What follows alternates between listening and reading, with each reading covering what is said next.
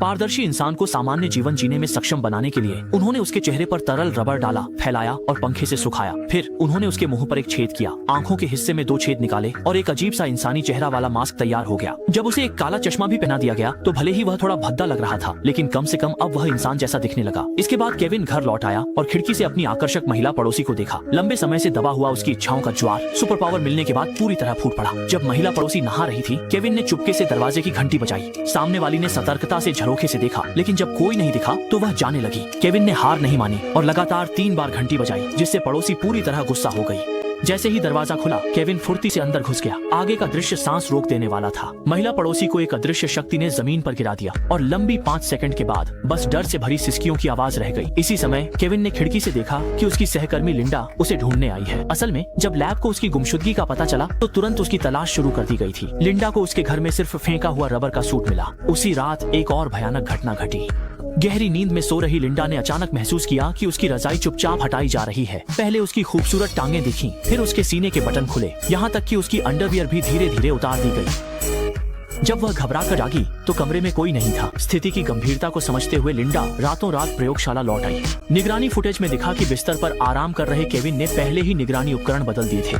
लिंडा ने तुरंत वरिष्ठ अधिकारियों को स्थिति की रिपोर्ट करने का फैसला किया। लिंडा और उसके सहकर्मी जिम्मेदार अधिकारी के घर पहुंचे और प्रयोगशाला में हुई डरावनी घटनाओं के बारे में सब कुछ बता दिया।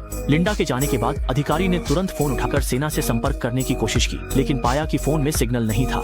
वह हैरान होकर बाहर दरवाजे की ओर देखने गया, लेकिन तभी एक अदृश्य शक्ति ने अचानक हमला किया और उसे जोर से स्विमिंग पूल में धकेल दिया।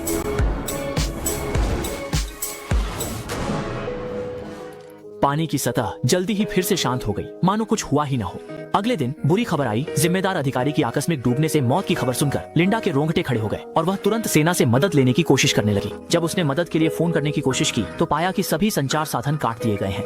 वह लिफ्ट से बाहर निकलना चाहती थी, लेकिन देखा कि एक्सेस कोड भी बदल दिए गए हैं। पूरा रिसर्च सेंटर अब मौत का पिंजरा बन चुका था। इसी समय ब्रॉडकास्ट में अचानक केविन की विकृत आवाज गूंज उठी। वह गर्व से कत्लेआम की योजना की घोषणा कर रहा था और दावा कर रहा था कि वह सभी को खत्म कर देगा। घबराए हुए शोधकर्ता हथियार उठाकर जवाबी कार्रवाई की तैयारी करने लगे, लेकिन एक सहकर्मी पीछे रह गया। जैसे ही वह बाहर निकला, छुपे हुए केविन से टकरा गया और बेरहमी से मार डाला गया।